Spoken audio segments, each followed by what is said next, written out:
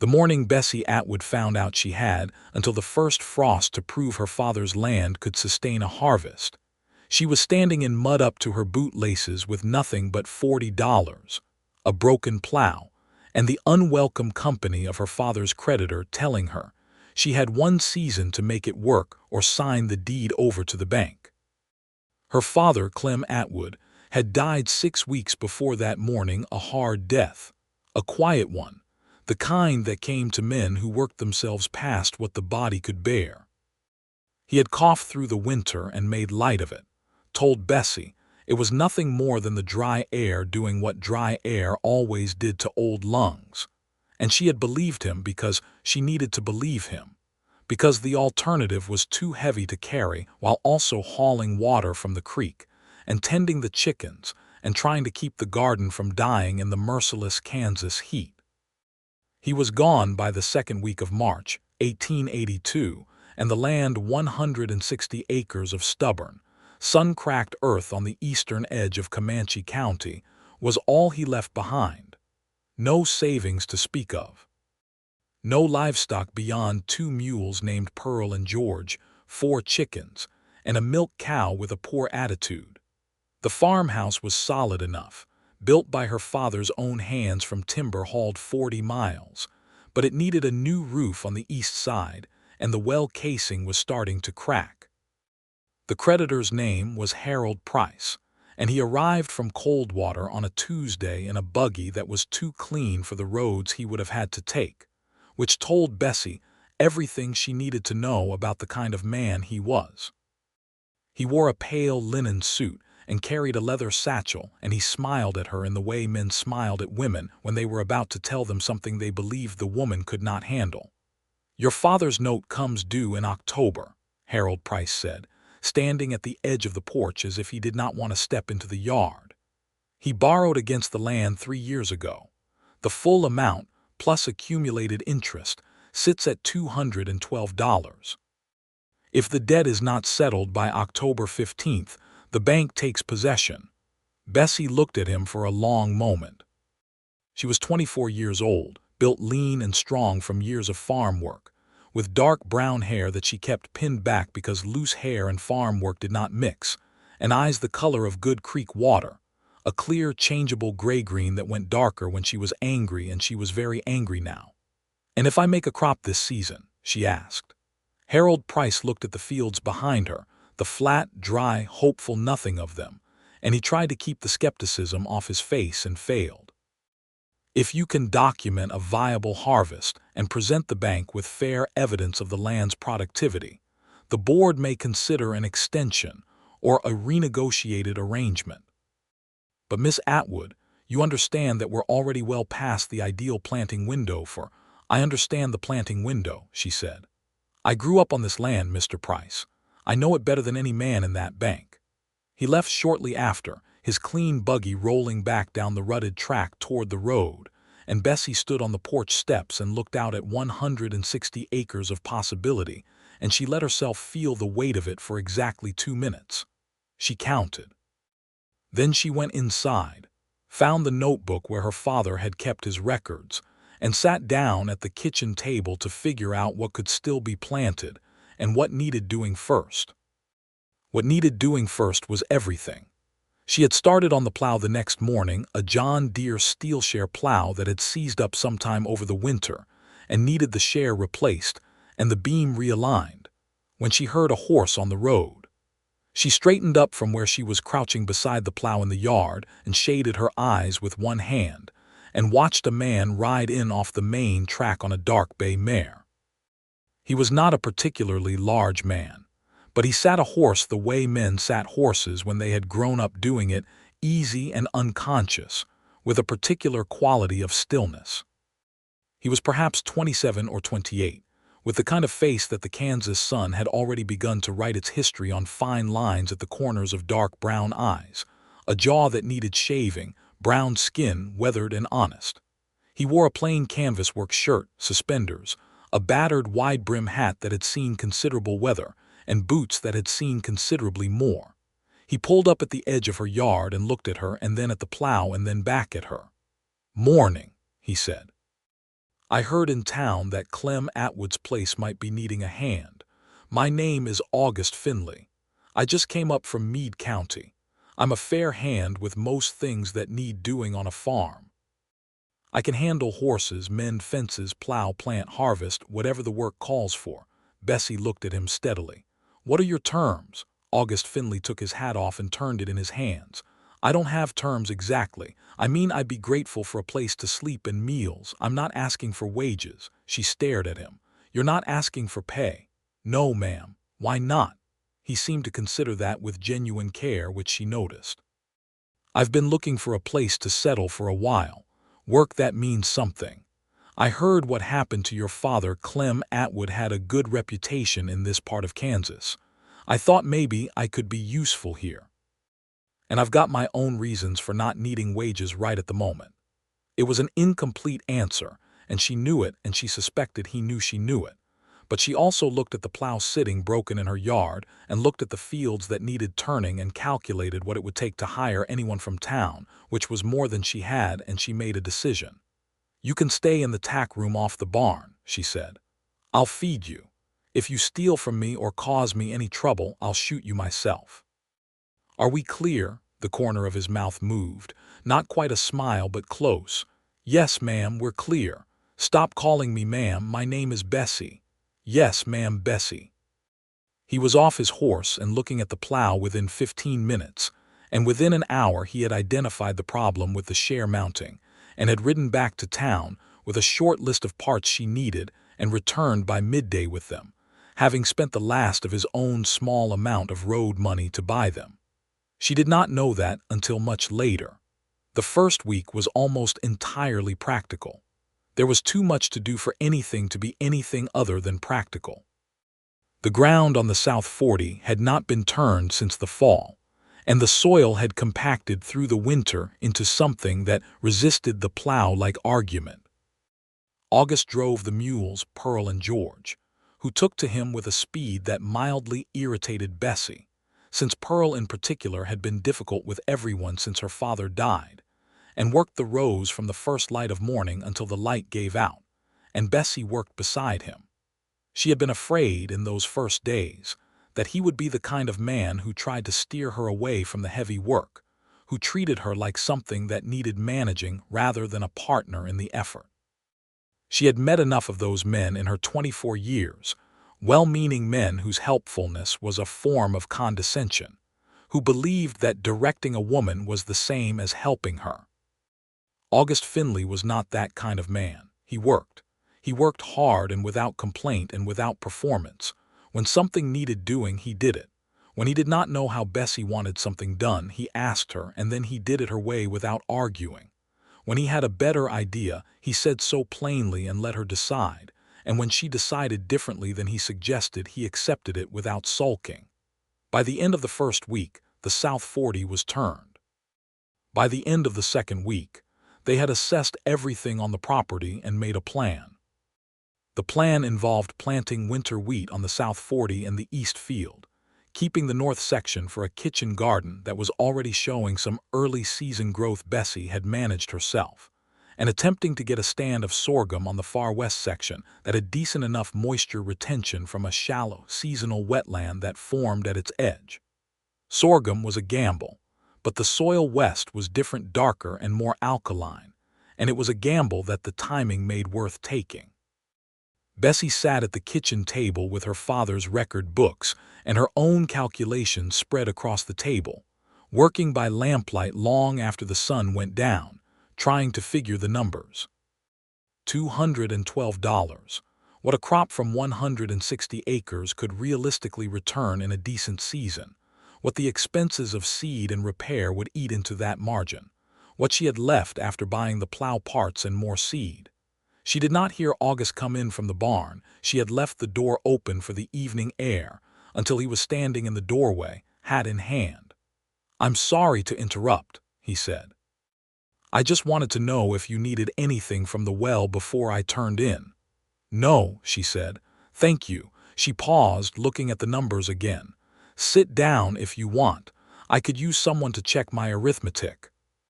He sat across from her at the table and she pushed the notebook toward him and he looked at it for a moment, reading carefully. He had a particular way of reading. She noticed it now because she had noticed it before when he read the repair list, and the seed catalog. She had a kind of focused, quiet attention, as if he took written things seriously. "Your math is right," he said. "The numbers are tight, but they're not impossible.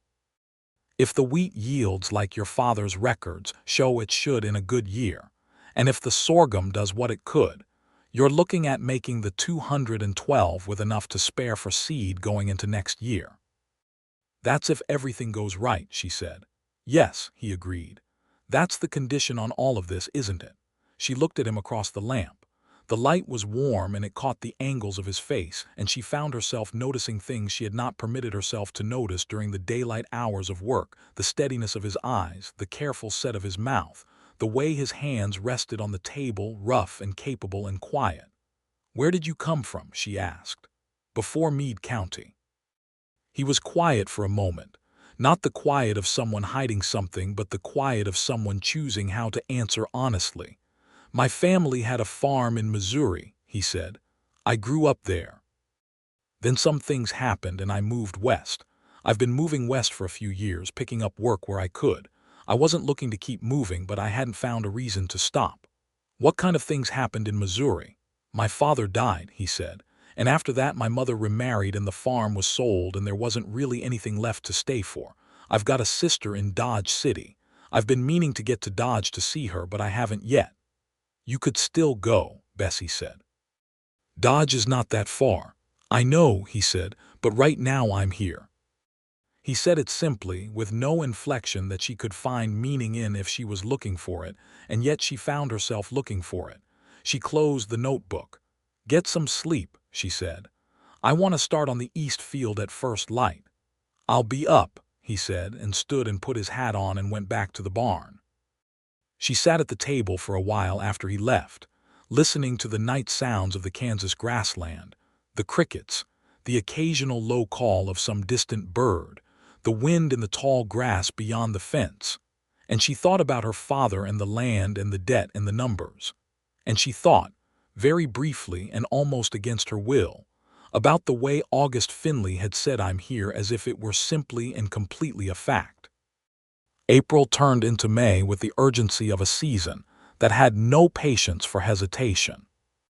The wheat was in the ground on the South 40 and the East Field, and the first green fingers of it were beginning to show by the third week of May, hair thin and yellow-green and tentative, and Bessie felt something ease in her chest when she walked the rows in the early morning and saw them.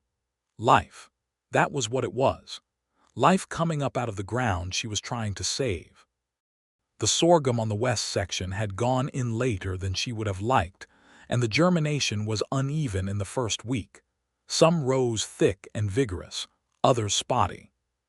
She and August replanted the thin sections on a Saturday, working on their knees in the dirt, and it was close, careful work that put them side by side in a way that broader work did not.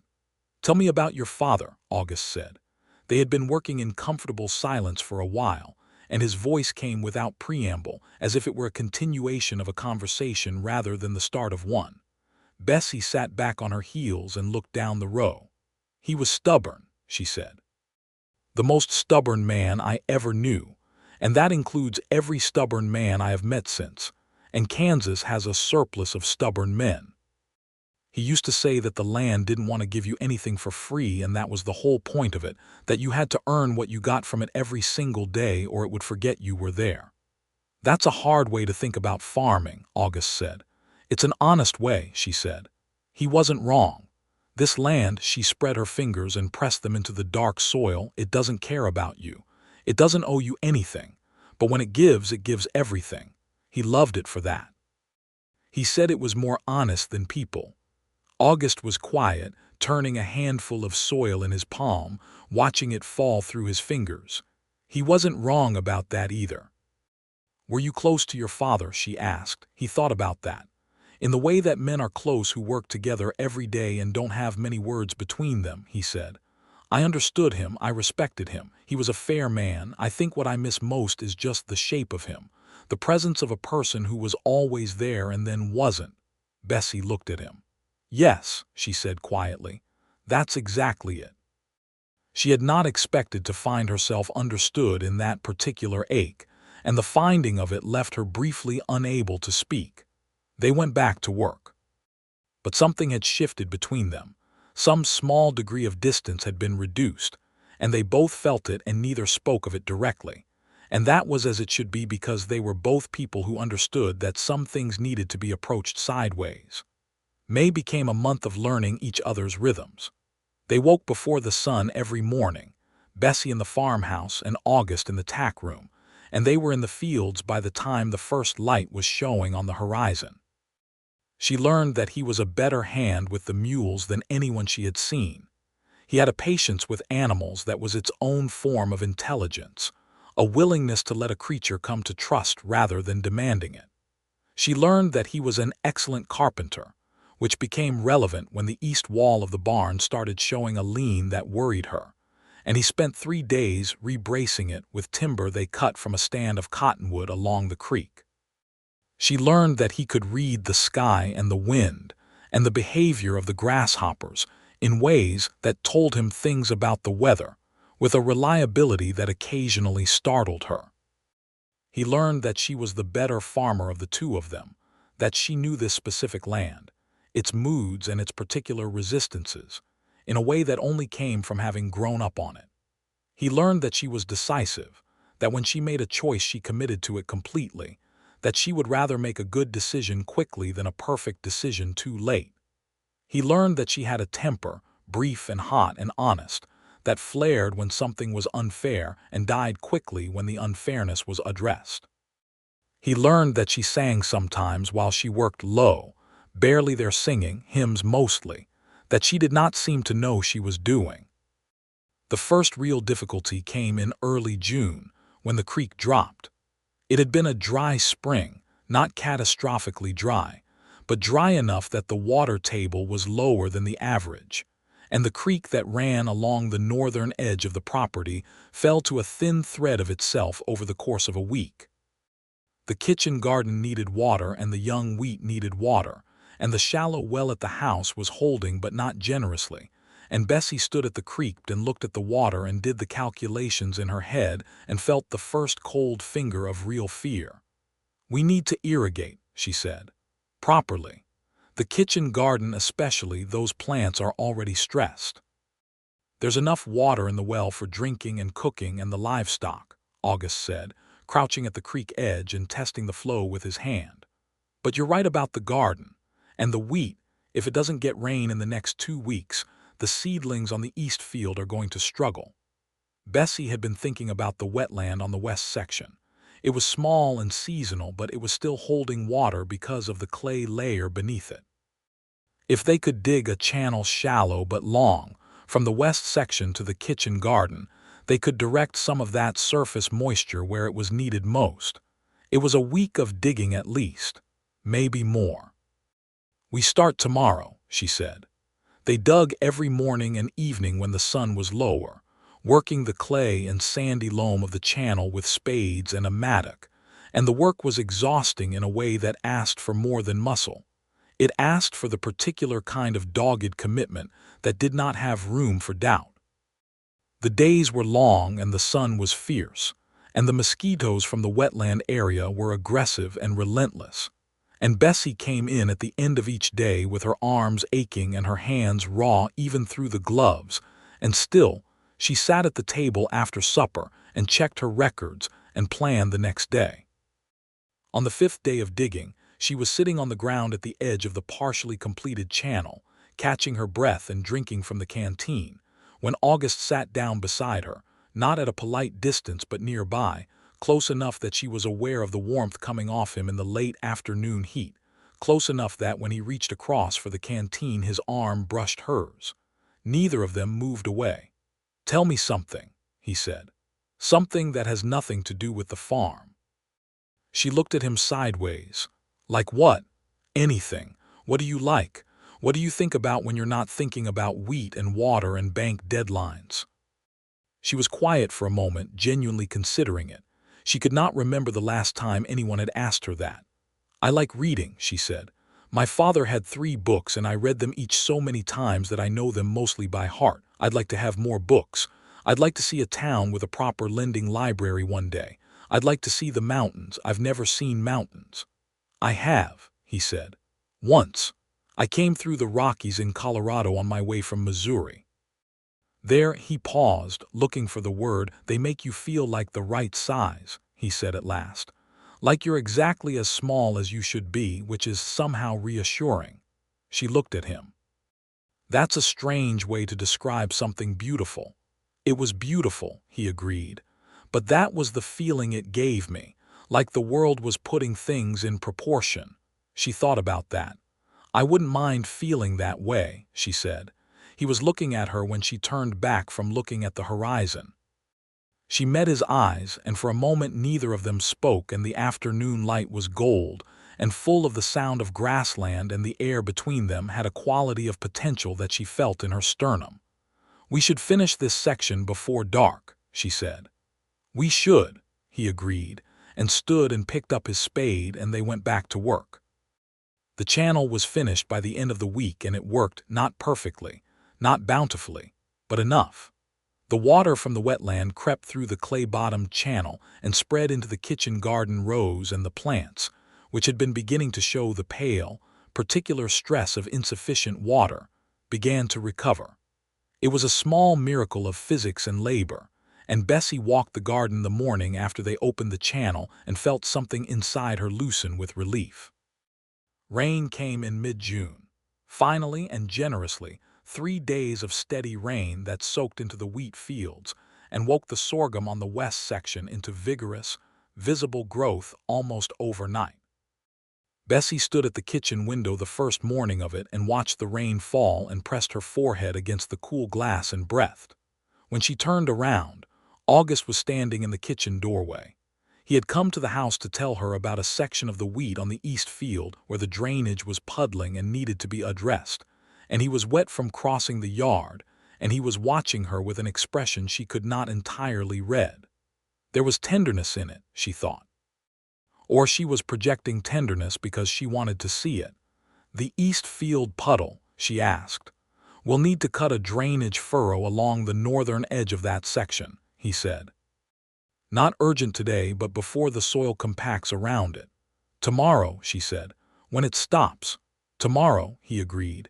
He was still looking at her. Do you want coffee? She asked. It came out before she decided to say it. I do, he said. He came into the kitchen and sat at the table, and she put the coffee on, and it was the first time she realized it as it was happening that they had simply sat in the same space without work in front of them. The rain made the world small and close, and the kitchen was warm with the stove going, and the coffee smelled exactly like what it was, which was comfort, and she put a cup in front of him and sat across from him, and they talked.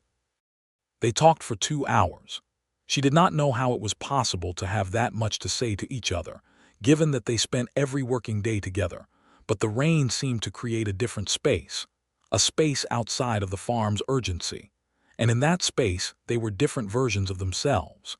He told her about his sister Ruth in Dodge City, who had married a farrier and was expecting her first baby in the fall, and how he thought about her often and should go see her and somehow never did. He told her about a winter he had spent in the Indian Territory, working with a cattle outfit, and the particular kind of cold that existed on those plains that got inside your bones and stayed there for weeks. She told him about the summer she had spent at 12 years old apprenticed to the woman in town who could set bones and knew the medicinal plants, and how she had delivered a calf that summer in the middle of the night in a thunderstorm alone, because her father was in cold water and the cow could not wait. She told him that she was afraid, not of failing exactly, but of being the last one. Of the Atwood name and the Atwood land being the end of something rather than the beginning of it. You're not going to fail, he said. He said it with a certainty that was not the kind that came from politeness, but the kind that came from having watched someone work for weeks and drawn a conclusion from the evidence. You don't know that, she said. I know what I've seen, he said. I've worked alongside a lot of people, Bessie. I've seen people who had everything: good land, good soil, enough money, good weather, and still lost it because they didn't have what you have. Which is what? He held her gaze. The kind of stubborn that is actually just love, he said. You love this land. Not like a possession, he searched for it like a member of your family. And that kind of love, when the person who has it also has your practical intelligence and your physical capacity, that doesn't lose easily. She did not know what to do with that. It was too true and too generous and too seen, all at once, and she looked down at her coffee cup and stayed quiet for a moment. Your father had it too, August said more gently. That's why the land has the shape it does. Why the rows are where they are and the fence lines run the way they run. Every decision out there has love in it. She looked up. Her eyes were bright and she did not cry. She was not a person who cried easily, but the brightness was there and he saw it and he did not look away from it, which she appreciated because she hated being looked away from. Why are you helping me? She asked. It was the real question, the one she had been carrying since that first morning when he rode in off the road. Not for room and board. Nobody does what you're doing for room and board. You work like this land is yours. Why? He set his cup down and looked at it for a moment, then looked at her. When I first came through this part of Kansas, he said, I was just passing through. I had no intention of stopping. And then I heard at the feed store in Coldwater that Clem Atwood had died and left a daughter with a season to save his land from the bank. And I don't know exactly how to explain what I felt when I heard that, except that it mattered to me in a way I couldn't justify. And I've learned in my life to pay attention when something matters like that. He paused. I had also been moving for 3 years and I was tired of moving, he said. But that's less poetic and probably the same thing. She almost smiled. I'm not sure those are the same thing at all. No, he admitted. You're right, they're not. The rain kept going and neither of them suggested going anywhere. She got out the bread she had made the day before and cut it and they ate. And later she found herself telling him about a dream she had had when she was a child about what the farm would look like when it was everything her father had planned for it. The expanded barn, the second stand of corn, the kitchen garden large enough to supply the house through the winter and have enough left over to sell, the orchard of apple trees her father had always meant to plant along the south fence. She told him all of it, and he listened the way he had listened to everything she had ever said, completely, as if her words were worth the full weight of his attention. Late in the afternoon, the rain led up to a drizzle, and August stood to go back to the barn, and he paused at the door and looked at her, and she looked at him across the kitchen, and neither of them said anything for a moment that was a little longer than ordinary. And then he said, "Thank you for the coffee," and put his hat on and went. She stood at the window and watched him cross the yard and felt the absence of him in the kitchen like a change in the temperature of the room. July arrived hot and purposeful, and the wheat on the South 40 was knee-high and standing strong, and the sorghum on the west section was a shock of green against the brown and gold of the summer prairie that Bessie could see from the farmhouse door, and that filled her with a particular pride she had to keep private, or it would overwhelm her. She walked the fields every morning before August was up, alone in the early gray light, listening to the wind moving through the grain, and it sounded like water, it sounded like breathing, it sounded like something alive and enormous and hers. She was on one of those early morning walks at the far end of the south field when she heard a horse on the road and turned to see 2 riders coming up the track. They were not from around here. She could tell by the unfamiliar horses and the way they sat them, which was different from farm men. These were drifters or saddle tramps of some kind, which in the summer of 1882 in Comanche County could mean various things, most of them tedious and some of them troubling. They stopped at the edge of the field.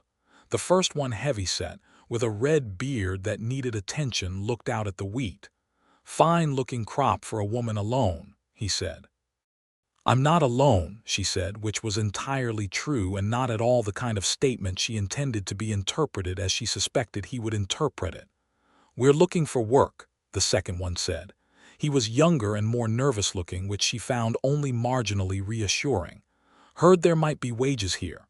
There aren't, she said plainly. This farm is not hiring. The red-bearded one looked at her for a moment in the calculating way she did not like at all, and she was very aware that she was at the far end of the field, and the house was a long walk back, and she had not brought the rifle this morning because she was in her own fields at dawn and had not thought she needed it, which was a decision she was currently regretting with some clarity. Then she heard footsteps behind her, and August was there, coming up the row with his morning pace, slightly breathless from covering the field quickly. He had clearly come from the house end and had seen the riders from a distance. "Morning," he said to the two men on horseback. He said it with a pleasantness that did not quite reach his eyes, and he stood beside Bessie with the uncalculated ease of someone who belonged exactly where he was standing. The red-bearded man looked at him, and then at Bessie, and then at August again, and made the decision to move along that sensible people made when they looked at August Finley properly and assessed what they found there. "No offense meant," he said. "We'll try in town." They rode away, and Bessie let out a slow breath. "Thank you," she said. "I should have come sooner," he said. "You didn't know." "I should have known," he said. He turned to look at her. "Don't walk the far fields alone in the morning. At least not until I'm up." She should have been annoyed at that. She was a woman who found being managed annoying, and she knew it about herself. But there was something about the way he said it which was not the way of management but the way of genuine worry that made annoyance impossible. "Fine," she said. "But that means you're up earlier." "That's fine," he said. They walked back up the field together through the morning light, the wheat brushing against them on both sides. It was the 1st of July when something changed between them, and she could not have said what the exact precipitating moment was because it was less a single moment and more the culmination of all the previous ones. They were repairing the north fence line after a section had been pushed down by something dear, probably, and they had been working in the late afternoon heat, which was fierce even as the sun began to lower, and August had taken off his hat and was using it to fan himself between bouts of driving fence posts, and he looked like what he was, which was a man who had been working since dawn and would not stop until the work was done. Bessie was stretching wire when the strand snapped back and caught her across the back of her left hand, a clean cut that immediately showed red, and she made a sharp sound and pulled her hand back and looked at it. August was beside her in 4 steps. He took her hand in both of his without asking, steady, careful hands calloused against her skin, and looked at the cut with the focused attention he gave everything, assessing it. "It's not deep," he said, "but it needs to be cleaned." "It's fine," she said. "Bessie." He looked up from her hand to her face and said her name the way he sometimes said things, with a weight behind it that made it mean more than the word itself.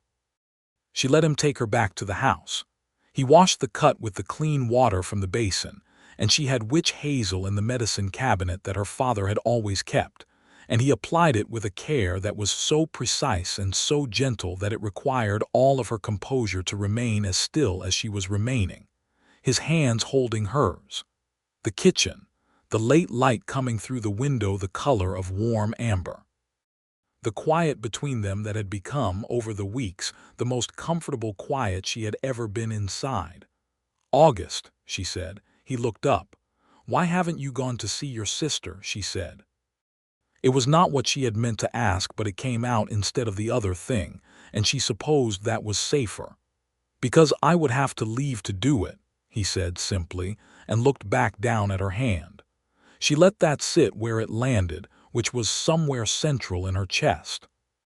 He wrapped her hand with a strip of clean linen and tied it off, and then did not immediately release her hand, and she did not pull it back, and they sat there in the amber kitchen light with her hand in his, and neither of them spoke for a moment that stretched into something that required a decision. "Bessie," he said, and his voice was different, lower, and he was looking at her in the way she had been pretending not to notice him looking at her for weeks. "Yes," she said. She did not know what she was answering. She answered it anyway. He raised her bandaged hand slightly and turned it over and pressed his lips to her wrist, above the linen, where her pulse was. She was certain he could feel it, given that her heart was currently behaving as if she had been running, and it was the most gentle and deliberate thing anyone had ever done to her, and she felt it from her wrist to the soles of her feet. He lowered her hand and looked at her, and there was a question in his eyes that asked all the questions at once, and she answered it by reaching across with her uninjured hand and setting it against his jaw, feeling the roughness of his unshaved face against her palm, and then she leaned forward and kissed him. It was a brief kiss, an honest one, and when she pulled back they were both very still. "I've been wanting to do that since the day it rained," she said. "I've been wanting you to since considerably before that," he said. She laughed, a real laugh, surprised out of her, and the sound of it seemed to do something to him because his whole face shifted, and he looked at her with a warmth that was enormous and unguarded, and she thought that this was what she had been seeing in him all along, underneath the capable quietness. This enormous warmth, this genuine, unwavering warmth. He kissed her then, properly. Not the brief, honest one she had given him, but something deeper and more certain, and she kissed him back with the same certainty. And outside the kitchen window, the Kansas evening was gold, and the wheat fields were alive with the warm wind, and it was the most herself she had felt since before her father died.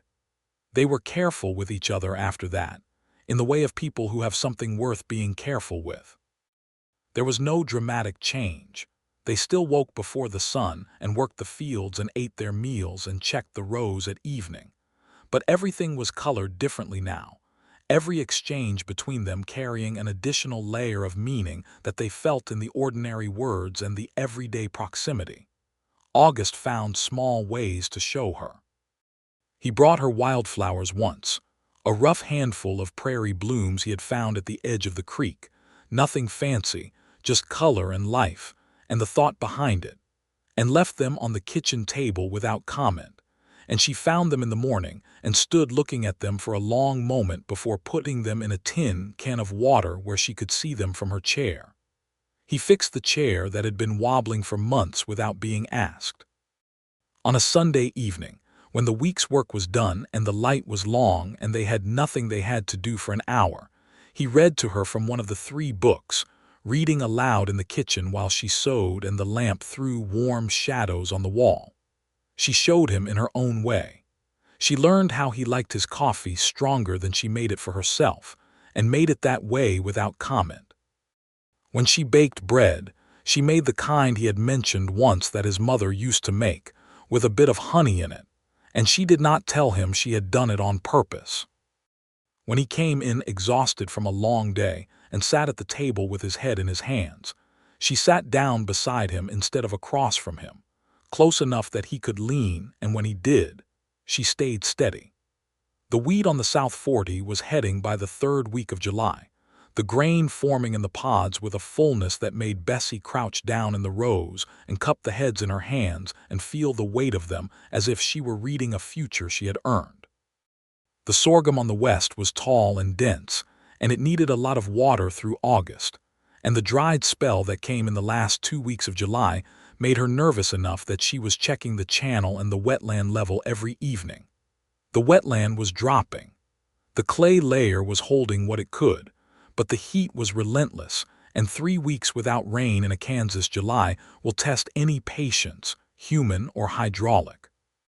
August spent 2 full days building a small berm around the wetland's feeding end, a low earthwork dam of clay and packed grass sod that slowed the loss and bought them time.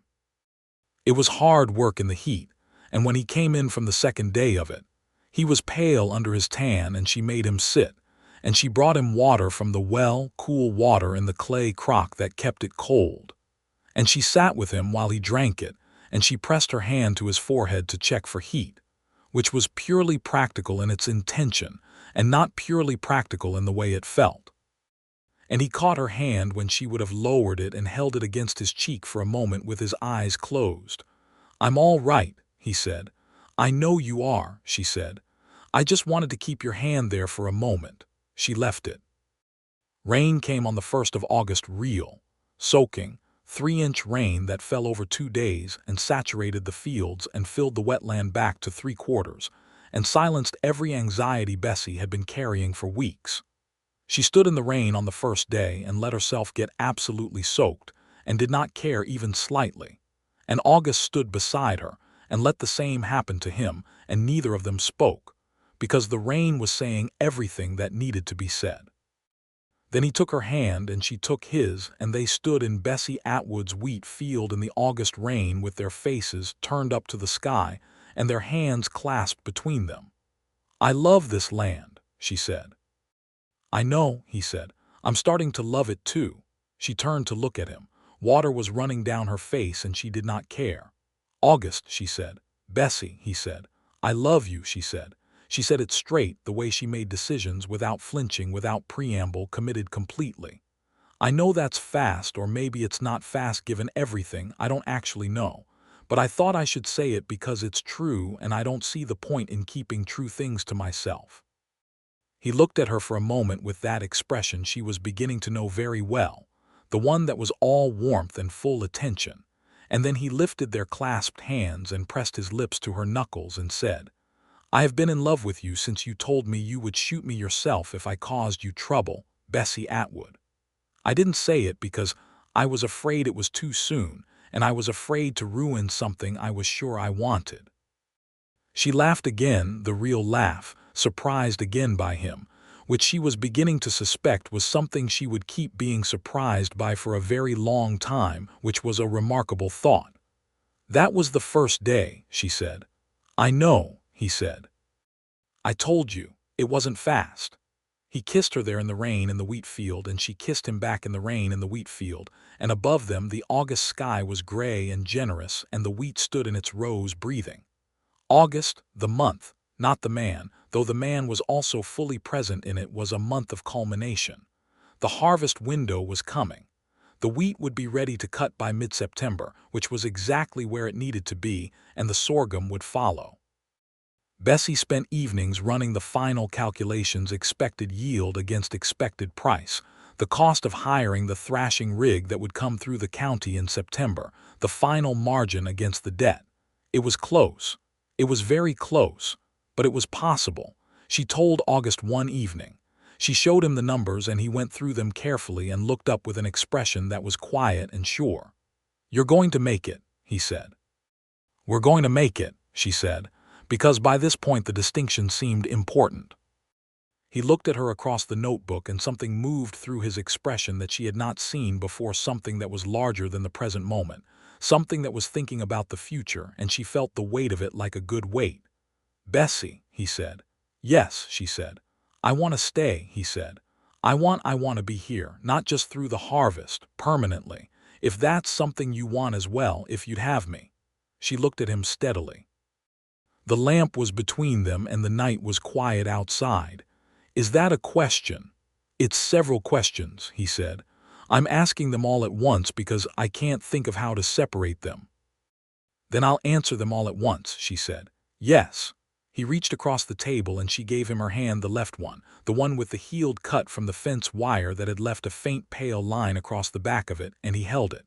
"When this is resolved," he said, meaning the debt, the bank, the season's whole impossible enterprise, "I would like to speak to you about something more formal."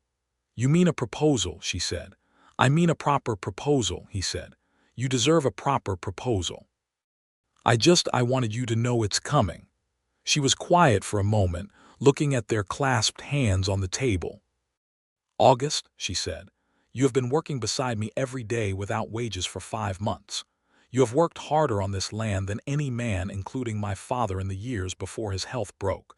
And you have done it without ever once making me feel like it was something you were doing for me instead of something you were doing because you wanted to. You have been my partner in every sense of the word since the second week of your being here." She paused. "I am not sure what you think is missing from that." He looked at her for a long moment. "Not missing," he said, "just worth doing properly." "Then do it properly," she said, "when the crop is in. I want to see your face when it happens." He smiled, one of his real smiles, the ones that started in his eyes and arrived at his mouth like an afterthought, and she thought, not for the first time and far from the last, that he was the finest thing she had ever seen. The thrashing rig arrived the third week of September. It came down the county road with its team and its operators and its enormous mechanical presence. And Bessie had contracted for it 2 weeks prior, and it came on schedule, which was something to be grateful for. She and August had cut the wheat on the South 40 with scythes across 3 long September days, which was the hardest physical work of the entire season, hour after hour of the same cutting motion, the stalks falling in rows, the smell of cut grain filling the air with something golden and clean. She had tied the sheaves and August had stooked them, and the fields looked after cutting like a battlefield, beautiful in the way that aftermath always carried its own particular beauty. The thrashing machine separated the grain from the straw in a process that was loud and dusty, and remarkable to watch even when you had seen it before. And Bessie stood at the edge of it with her arms crossed and her hat against the sun, and watched the grain stream into the sacks with an expression that August, watching her watch it, would later say was the most intensely alive expression he had ever seen on a human face. The South 40 and East Field wheat yielded well better than the average from her father's records, which she had not dared to anticipate. The sorghum, cut and processed separately, added significantly to the total, and when she sat down with the final numbers, the sale of the grain, the contracted price at the Coldwater elevator, the expenses deducted, she had $247. She sat at the kitchen table and looked at the number for a long time. $247. The debt was $212. She would have $35 remaining after the debt was paid. She pressed her hands flat on the table and breathed. "Well," August said. He was in the doorway, having given her the room. "We did it," she said. He crossed the room and she stood up, and he took her by the shoulders and looked at her face, and she looked at his, and they both understood what it meant, all of it. The months of work, the water and the weather and the worry, her father's land, the future of it. He kissed her then, right there in the kitchen in broad daylight, and she put her arms around him and held on, and the two of them stood together in the farmhouse that Clem Atwood had built with his own hands, on the land he had loved every day of his working life, and let the winning of it settle around them like the kind of quiet that comes after the long worry finally ends. The following Monday, Bessie Atwood drove to Coldwater in the wagon with the grain elevator receipts and her careful records and $212 in an envelope, and she sat down across from Harold Price in the bank's front office and laid it out in front of him. He counted it twice. She let him count it twice. "This settles the note," he said. "It does," she said. He looked at her with an expression she could not quite categorize. It was not admiration exactly, but it was the close neighbor of it. "I'll have the documentation drawn up by end of week," he said. "I'll come back for it Friday," she said. She drove home with the envelope empty and the land free and the October prairie gold around her, and she sang the whole way, out loud, alone in the wagon, singing to the sky and the grassland and no one in particular, with everything her voice had. August was in the yard when she came in, and she did not have to say anything. He read it in her face from 30 yards away, and he was moving toward her before she had the wagon stopped. And when she climbed down, he caught her by the waist and lifted her, actually lifted her, and spun once, and she laughed the surprised laugh that she would spend the rest of her life giving him. And when he set her down, his face was so open and so glad that she pressed her hand against his chest just to feel the reality of him. "It's done," she said. "It's done," he agreed. "It's ours," she said. The word surprised her when she said it, the first time she had said ours about the land, and she looked up at him when she said it and watched what it did to him, which was everything she had hoped. He took her hand. He did not let go of it. "Come here," he said, and he led her to the porch steps where Harold Price had stood 7 months ago with his clean suit and his bad news, and he stepped down from the porch so they were eye to eye, which gave her a good indication of what was coming, and he held both her hands in both of his and looked at her. "Bessie Atwood," he said. His voice was steady and warm and full of all the things he was. I came to this land looking for a reason to stay, and I found considerably more than I was looking for. I found the finest, bravest, most remarkable person I have ever known, and I found a home that I didn't know I was missing until I was already inside it. I would like to spend the rest of my life working beside you, not because the land requires it, but because you're who I want to be next to." He paused. "Will you have me? Will you be my wife?" The October sun was behind him, and the fields were gold, and the air smelled like the end of a good season, and the beginning of the next thing. Bessie looked at August Finley on his knee on the bottom porch step of her father's farmhouse on her father's land, their land, she thought, and she felt so full of feeling that for just a moment she could not speak. "Yes," she said. "Of course I will. Yes." He stood and she went into his arms and he held her properly, the way of someone who had been waiting a long time for the thing they were holding, and she held him the same way, and above them the Kansas sky was wide and clean and full of October light. They were married in December, in the small church in Coldwater, by the same minister who had said the words over Clem Atwood 8 months before. Bessie wore her mother's dress, which she had found in a cedar chest in the back bedroom, and which fit her nearly perfectly, with a small alteration at the shoulders. August wore a good dark coat that he had bought in Coldwater, his first new coat in years, bought with his share of what they had earned together, because Bessie had insisted on giving him a fair share of the autumn's profit over his vigorous objection, and she had won that argument in the way she won most arguments, which was by being completely and obviously correct until the other party ran out of counterpoints. Ruth was there, August's sister from Dodge City, who had come in a hired buggy with her husband, a cheerful farrier named Thomas, and their new baby born in October, a boy they had named Samuel. Bessie held Samuel during the reception and felt something she was not quite ready to name, something warm and forward-looking, and when she looked up from the baby's face, she found August watching her from across the room with the quietest and most enormous happiness she had ever seen on his face. Ruth was wonderful. She was darker-haired than August and quicker to laugh and slower to stillness, but she had the same quality of genuine attention, and she took to Bessie with a warmth that was sisterly from the start. "He hasn't stopped talking about you since the first letter he sent me in April," Ruth told Bessie at the reception, quietly, standing near the window with their cups of cider. "You should know that. He wrote to you about me in April," Bessie said. "He wrote to me about you the first week," Ruth said. "He said," she paused and smiled at the memory, "he said, 'There is a woman here who told me on the first day that she would shoot me herself if I caused trouble, and I think she means it, and I think I might be staying.'"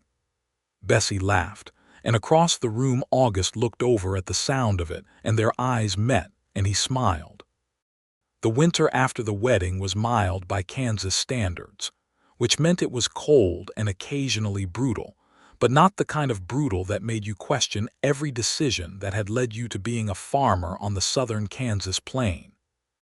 They stayed close to the house when the weather demanded it, and on the days when it did not, they worked the farm in the new partnership of people who have formalized something that was already essentially real. August took a trip to Dodge City in January to see Ruth and Thomas and the baby, and he came back 5 days later with a sack of supplies from the larger town and 2 books from a second-hand goods dealer that Ruth had found for Bessie, which he presented to her with the particular quiet pleasure of someone who had planned a small thing and was glad the planning was over. She sat down in the kitchen chair and turned them over in her hands and looked at them, a novel she had been wanting and a book about practical farming in the semi-arid plains, which was both useful and thoughtful, and she looked up at him and said, "You have to stop being so good. It's unfair to everyone else." He sat down across from her, grinning. "Everyone else will have to manage," he said. The spring planting of 1883 was different from the spring of 1882 in every way that mattered. They planned it together from December, at the kitchen table with the record books and new seed catalogs, and August's notes from the things he had seen work in other places. They expanded the wheat acreage by 20 acres, converting a section that had been lying fallow. They planted the orchard that Clem Atwood had always meant to plant 12 apple trees, young saplings from a nursery in Coldwater, installed along the south fence line in March when the ground was workable. Bessie pressed each one into the earth herself, her hands in the soil, and thought about her father and said his name quietly to herself because it seemed like the right thing to do. They hired 2 farmhands for the summer, young men from town, brothers named Walt and Eli, who were good workers and who took to August's direction with a willingness that freed both August and Bessie to manage rather than simply execute. This was new, being able to step back slightly from the most grinding of the daily work, and Bessie used the time it gave her to expand the kitchen garden significantly and to begin the kind of careful record-keeping that would serve the farm for the next decade. In April of 1883, on a morning when the new wheat seedlings were just beginning to show on the south fields, Bessie told August that she was expecting. She told him at the kitchen table, which was where everything important in their life together had been said, over coffee, in plain language, because she was not a woman for elaborate presentation.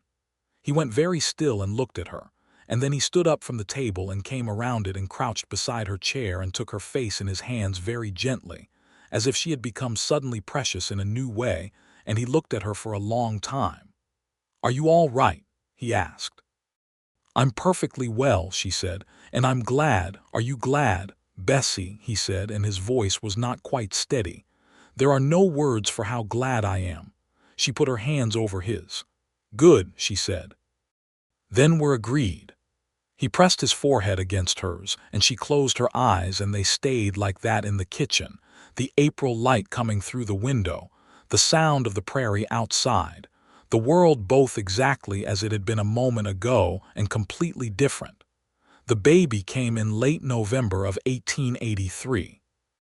It was a hard winter to be expecting. The cold settled in early that year, the worst kind of November cold, and Bessie had been enormous and uncomfortable for weeks and disinclined to be managed about it, which had led to at least 3 energetic disagreements between herself and August about what she could and could not sensibly continue doing in the fields. She won most of them. He won a few, the important ones, and was tactful about it, which she appreciated even when she would not say so. The woman who came to help at the birth was a capable midwife from Coldwater named Mrs. Hanratty, who had been delivering babies in Comanche County for 20 years, and who treated the process with a brisk efficiency that Bessie found deeply reassuring. August paced the main room of the farmhouse for 11 hours, which was more exercise than the hardest harvest day, and did not go anywhere except to bring water when asked and to check on the mules twice, because there was nothing else for his hands to do. The baby was a boy. He was healthy and loud, and he arrived in the world with the same decisive energy that both of his parents possessed, and when Mrs. Hanratty brought him out and put him in August's arms, Bessie watched August's face from where she lay exhausted and entirely content in the warm bedroom, and what she saw there, the careful, terrified, enormous love of it, was something she would carry in her memory for the rest of her life. "Come here," she said. He sat beside her on the edge of the bed and held the baby between them, and she rested her head against his shoulder and looked at their son. "Clem," she said, "for my father." August was quiet for a moment. "Clem August Finley," he said. "That's a good name," she said.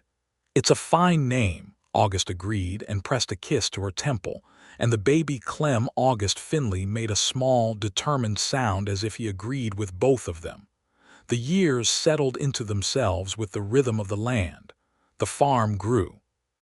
The orchard along the south fence grew too, and by 1886 the apple trees were producing, and Bessie stood in the rows of them in October picking fruit with Clem, who was almost 3 and whose favorite activity was attempting to eat an apple larger than his head.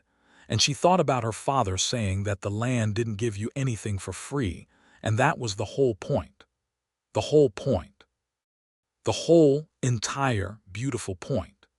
August had bought a young quarter-horse stallion in the spring of 1885 from a rancher north of Coldwater, a good-boned animal with a quality of intelligence in his eye that August respected, and had begun breeding carefully, pairing him with the better mares in the county when the opportunity arose. By 1887, there were 2 foals on the property, both showing the qualities of their sire, and this new enterprise added a dimension to the farm's income that balanced well against the variability of grain prices, which had been under pressure in the late 80s as the railroad expanded and grain markets consolidated. August knew about the railroad and the market pressures in the way that he knew about most things that concerned the farm, by reading whatever he could find and talking to other farmers and making careful, unhurried decisions. He was the kind of man who got better and not worse with the passing of time, who grew into himself as the years went, who became more sure and more settled without becoming rigid. And Bessie watched this happen with the particular satisfaction of someone who has trusted their own judgment and been proven right. They argued sometimes. They were 2 people with strong wills and clear convictions, and they worked in close proximity. An argument was inevitable and also, in its way, honest. They argued about when to plant and when to wait, about whether to invest in a better plow or repair the old one another season, about the breeding decisions for the horses. They argued sometimes about the children, about how much work was appropriate for young ones to help with, about education, and whether the Coldwater school was sufficient or whether something more needed to be done. The arguments were always productive in the end because they both had the fundamental commitment to the thing that was more important than being right, which was the farm and each other, and the life they were building. Their second child arrived in the spring of 1886, another boy, whom they named Thomas, after August's brother-in-law, which pleased Ruth enormously when she heard. Ruth had 2 children of her own by then, and the families visited when the distance allowed, which was not as often as either Bessie or Ruth would have liked. Their third child, their daughter, came in the winter of 1888. She was born in a February snowstorm with the wind coming sideways off the plains and piling snow against the north side of the farmhouse, and she came into the world in the middle of all that howling white ferocity, as calm and watchful as if she were surveying her circumstances and finding them acceptable. They named her Clara, and from the first weeks she was a child who noticed everything and spoke rarely, and when she did, said something worth hearing. August said she was like her mother. Bessie said she was like her father. Clara, who was listening to this conversation from the corner at age 4, said she was like herself, which settled the matter. The land that Harold Price had come to take was not taken. It grew. It expanded in 1887 by 40 acres when the neighboring section came available, and August bought it paid cash, from the horse breeding income, which was the kind of thing that would have seemed fantastical to Bessie in the spring of 1882 when she had $40 and a broken plow. 200 acres. The expanded orchard along 2 fence lines now. 3 horses of their own breeding plus Pearl's successor, a mule named George II who had Pearl's difficult personality and their first George's reliability of heart. Walt and Eli still working summers, older now, with their own families, reliable as the seasons. And August through all of it, beside her through all of it, the constant and the center of it, her partner in every morning of rising before the sun, and every evening of checking the records by lamplight, and every summer rain, and every winter worry, and every harvest that came in, and every one that was harder than it should have been. There was a particular evening in the late summer of 1889. Bessie was 31, August was 34, and they had been married nearly 7 years. When they were sitting on the porch after the children were in bed, the way they often sat in the summer evenings when the air was finally cool enough to be gentle. August had his arm around her and she was leaning into his side, the 2 of them looking out at the fields in the last of the light. The wheat had been good this year. Not exceptional but good, and the horses had done well at the summer sale in Coldwater, and the children were healthy, and the house was solid, and the orchard was heavy with apples still 2 weeks from ready. "Do you remember," she said, "what you said that day in the rain, when we were digging the irrigation channel and it finally rained?" "I said a lot of things that day," he said. "You said you were starting to love this land," she said. He was quiet for a moment. "I do love it," he said, "without qualification. Without the starting anymore." She pressed closer to his side. "My father would have liked you," she said. "He was terrible at saying so. He would never have said it directly, but he would have watched you work and found reasons to be in the same part of the field, and that would have been his version of saying it." "I would have liked him," August said. "From everything you've told me, I think we would have understood each other without many words." "That would have been exactly right," she said. Above the fields, the first stars were coming out, thin and brilliant the way they were over the Kansas plain, where there was nothing between you and the sky for 50 miles. Wheat breathed in the last of the breeze. Somewhere in the barn, one of the horses moved and was quiet again. "I keep thinking about the apple trees," she said. "He always wanted them. He'd stand at the south fence and say, 'Bessie, there ought to be apple trees here.' And I'd say, 'Pa, apple trees take years.' And he'd say, 'Then we'd better get started.'" August looked out at the orchard, dark against the lighter dark of the sky, the trees full and adult now, productive and established. "He was right," he said. "He was usually right," she agreed, "just stubborn about the way he was right." "You come by it honestly," he said. She pinched his side. He laughed, and the sound of it went out into the evening prairie, and she felt it in her chest the same way she had felt it the first time, on the 6th or 7th day they had known each other, when she had said something that genuinely amused him and he had laughed, and she had thought, quietly and privately and to absolutely no one, "I want to make him laugh again." She had, repeatedly, for 7 years. She intended to continue. By the fall of 1890, Clem was nearly 7, and Thomas was 4, and Clara was just past 2, and the farmhouse, solid as it was beginning to feel the way a house with 3 children who were all in a season of energy and opinion began to feel, which was full, which was alive, which was occasionally overwhelming and constantly good. August added a room to the east side of the house that winter. He planned it carefully in the fall and built it over the course of December and January.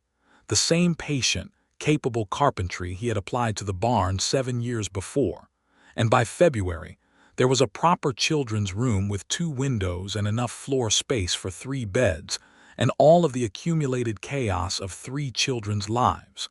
Bessie painted the walls.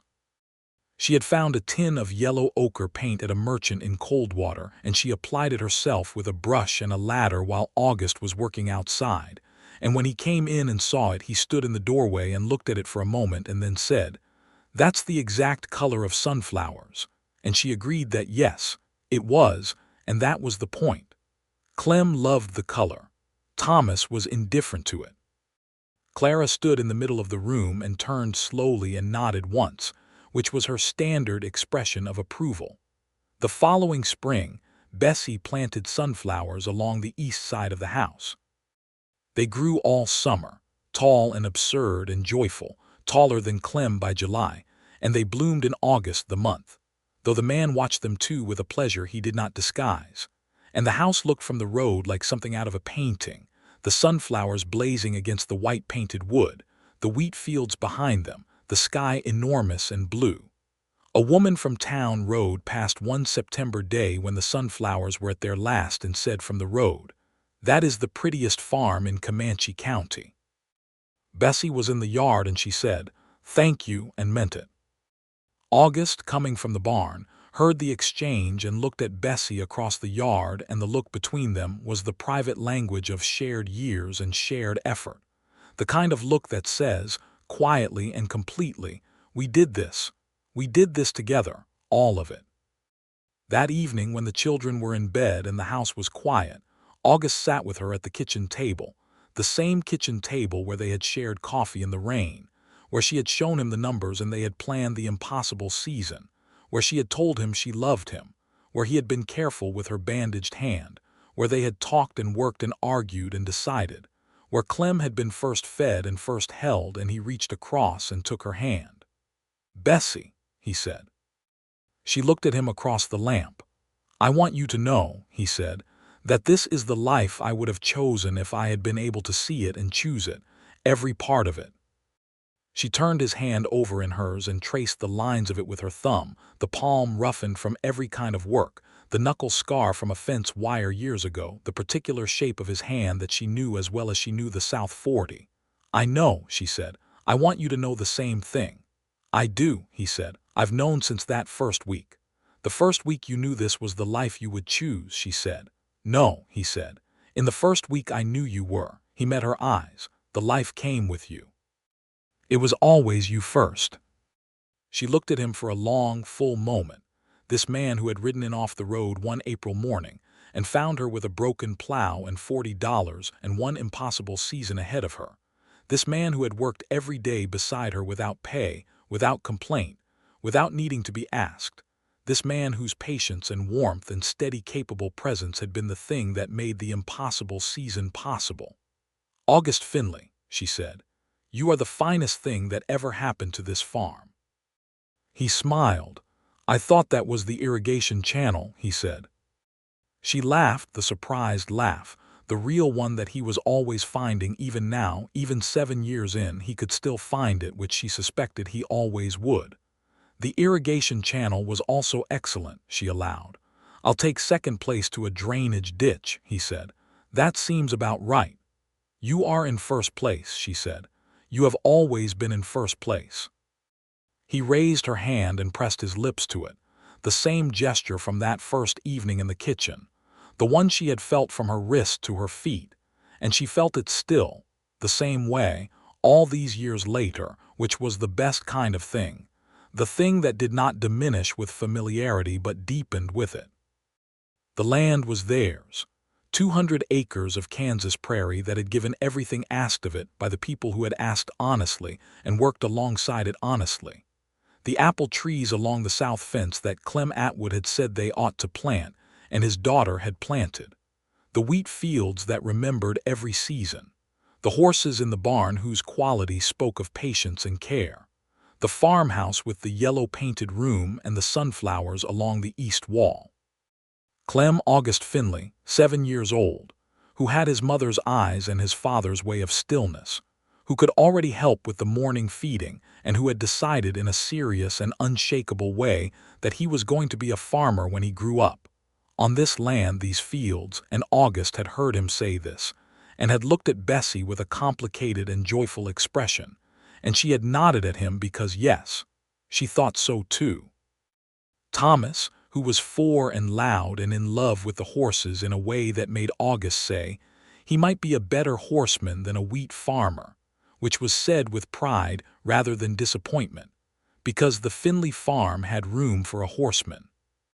Clara, who was 2 and already watching everything and saying so little and understanding everything, who would grow up to be her own particular kind of formidable in ways that neither of her parents could fully anticipate but both of them already suspected.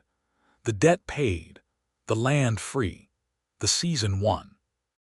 And the man who had worked beside her through it, who had stayed when there was every reason and no reason to stay, who had built his life into hers the way the apple tree roots had built into the Kansas soil, slowly, completely, permanently. Bessie Atwood Finley looked across the kitchen table at August Finley in the lamplight and felt the land around them and the night above them and the years behind them and the years ahead. And she thought about the morning Harold Price had stood at the edge of her porch and told her she had one season, one single growing season, to prove that this land was worth keeping. She had proven it. They had proven it. The land had never stopped being worth keeping. Neither had he. Neither had she. The lamp burned low and the Kansas night settled around the farmhouse, and inside it, in the room with the yellow walls, 3 children slept in the particular profound sleep of children who are safe and loved. Outside, the horses shifted in the barn. The orchard breathed. The fields lay waiting for the next spring with the patience of things that knew they would be tended. August stood and came around the table and offered her his hand, and she took it, And they went to the door and stood together looking out at the land in the dark, their land, every inch of it. The South 40 and the East Field and the West Section and the wetland and the orchard and the fence lines and the road coming in off the track. And it was the most ordinary and the most extraordinary thing in the world. "Come to bed," he said. "In a minute," she said. "I just want to listen for a little while." He stood beside her and they listened. The wind in the grass, the night insects, the breathing, enormous quiet of the prairie under the stars, all of it theirs, all of it earned. All of it, every acre and every season and every difficult morning and every necessary repair and every argument and every harvest and every lamplit evening and every laugh he found and every time he said her name, all of it, worth keeping. Every bit of it worth keeping.